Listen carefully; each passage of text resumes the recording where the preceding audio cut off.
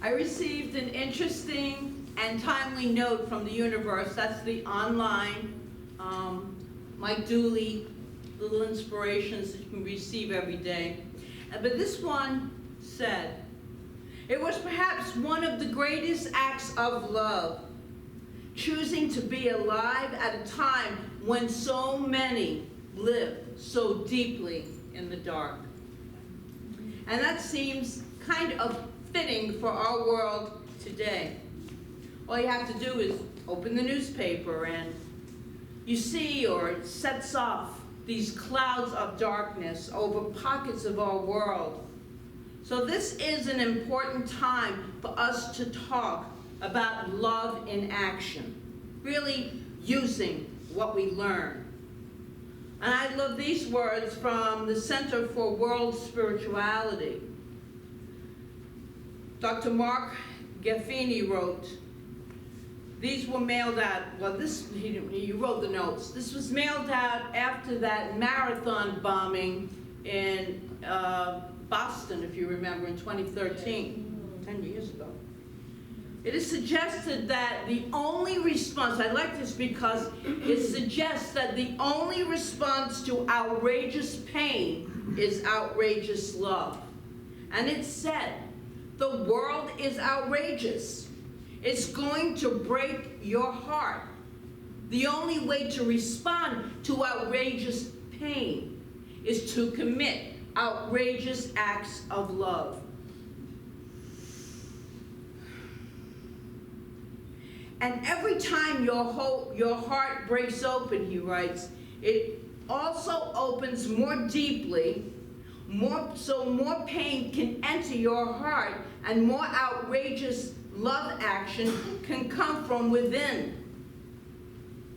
When your heart opens, you are filled with the powerful energy of outrageous love that makes you more whole. When you let your heart break, you do not become broken. When you let your heart break, you do not become broken, he says. You become more whole. There is an outrageous act of love that the world needs from you. No one else but you is capable of addressing that unique corner of unlove and healing it into love. Yes, we do live in outrageous times. And what makes them, I think, more outrageous is that they are in your face more than in the past. Things have always been occurring on this planet by humans, mostly, particularly. And now they're in our face with the social media, so we can really, it's a call to action for that love, to really remain centered in it. And we have things like these bombings at celebrating the beauty of the human spirit, where children are continuously involved in these school shootings, where our environment is being destroyed on a minute-by-minute basis, where species are becoming extinct almost as quickly. You think we need a little love here? My goodness, all this stuff is taking place, and the list could go on and on.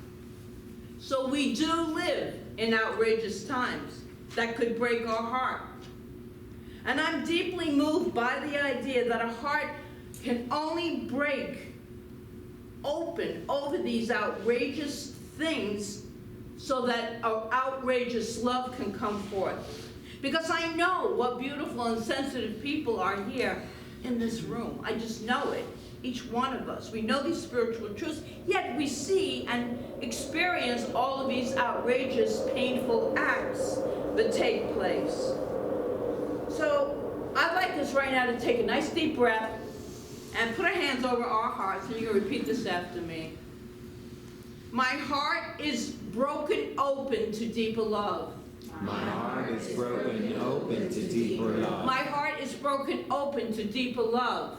My heart is broken open to deeper love. My heart is broken open to deeper love. My heart is broken open to deeper love. And I commit acts of outrageous love To acts of outrageous that love only I can do. that only I can I'm going to do. repeat that one more time. And I commit And I commit to acts of outrageous love to acts of outrageous that love only I can do. that only I can do. And this, my friends, is the theme for today. Living love in action. And that is why we are here. And I don't mean just here in this room. I mean here at this time on this planet. We are here to show that love that is so very needed. And I think today, Palm Sunday, about that love, the love that Jesus had. And I think that was love in action. I suspect that on this day over 2,000 years ago, as he rode into Jerusalem on the back of a donkey with palm fronds strewn out on the street for him, that his heart was broken open to deeper love. He knew what was going to happen. And we know that he was afraid and sad. We saw evidence of his prayers in the Garden of Gethsemane. And yet, he chose to give the greatest gift of love that he could give. He chose to be alive at a time when humanity needed what he brought. And because of that, the world was changed forever. But remember the universe's message that I started with. It was perhaps one of your greatest acts of love, choosing to be alive at a time when so many are deeply in the dark. We have chosen to be here now. There's no doubt in my mind. We have chosen to be here now, where great acts of love are truly needed. And this month we are focusing on choosing to live love through sacred service. Expressing valiant action, which is inspired by compassion and love. Coming from a heart-centered place, not demanding or desirous of recognition, responding to a deep urge within our very souls, literally helping the hands of God here on earth. Since it's expressing through us, we are the hands of God here on earth. And if you've been to the Sistine Chapel in Rome, and you've seen Michelangelo's ceiling, particularly this morning I'm thinking of the creation of Adam. Even if you've not seen it in person, I suspect we've all seen pictures of it.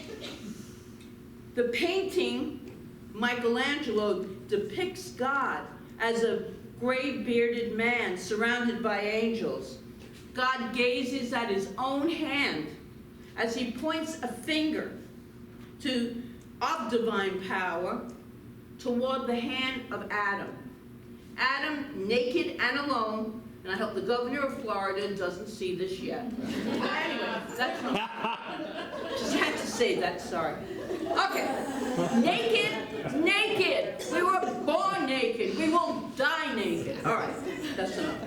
Okay, naked and alone, seems to search the face of God, but he lunges with his arm propped on his knee and his hand slightly dropped.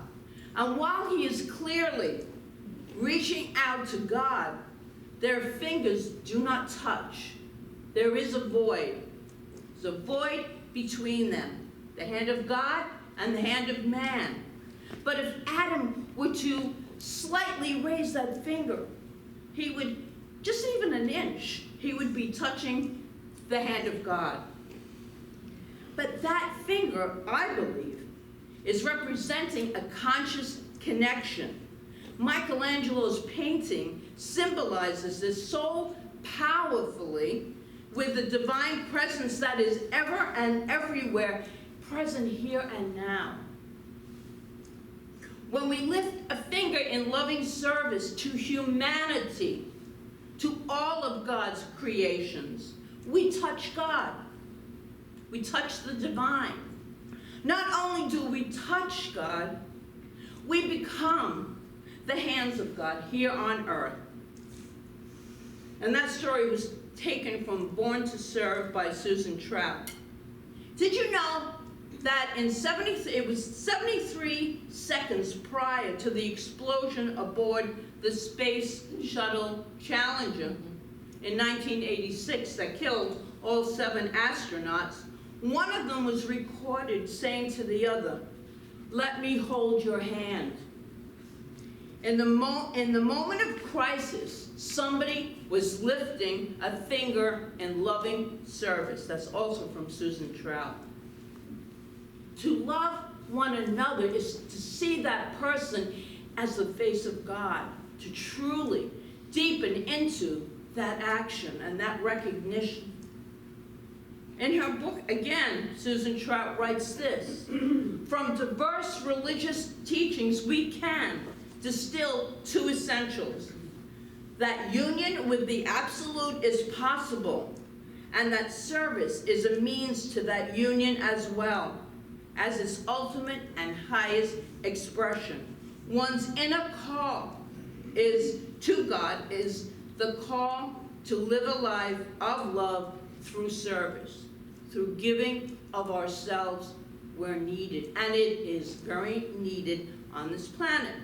We each have an inner call to live a life of love, outrageous love, and we can do this through service, because at our depth, this is what we came here to do. This is what the readings were so perfect today. This is what we came here to do. We came here to love, to be the kindness. Not everybody gets that, but if we can be open enough to receive that, we can use it. We can actually not practice it, but be the love here on earth. We each have that inner call to live a life of love through service at our very depth. This is what we came here to do. This is who we came here to be. And just as Jesus came here to do what he did. And I believe that at the evolutionary juncture of our souls, outrageous events in our world occur so that we can answer that call. We will evolve, I believe, to the point where we don't need outrageous events to take place to open our hearts up. The call of love, to open our awareness to that call of love, because they will be wide open. And how do I know that we need them? Because they're still taking place on this planet every day. Outrageous acts calling for our outrageous love.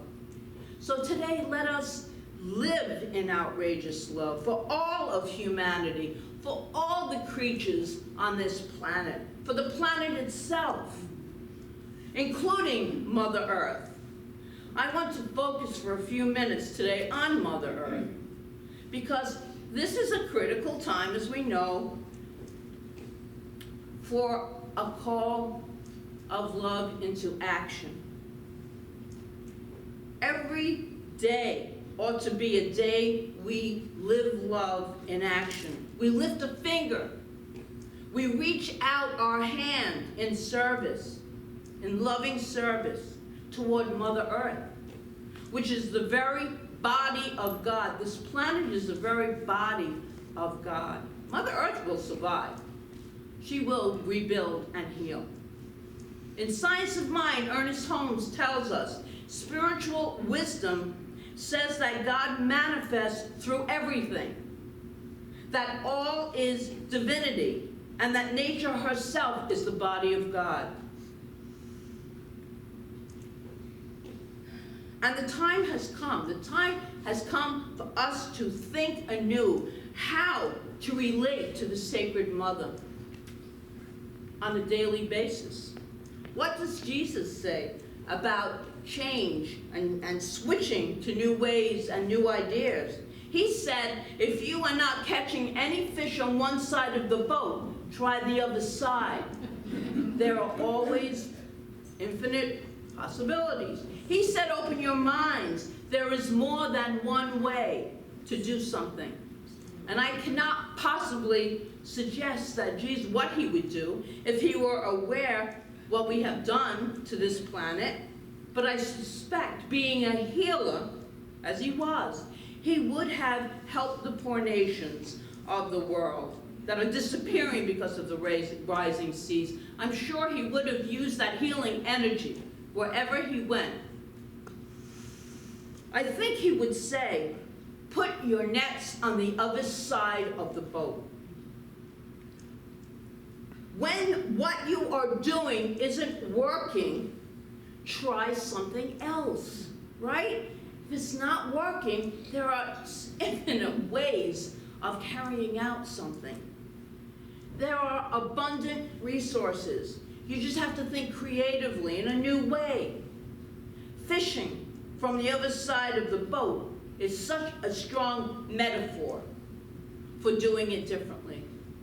And we can all choose something new every day, every moment. My question to each of us this morning is this: how can we live love in action in new and different ways for one another and for this planet?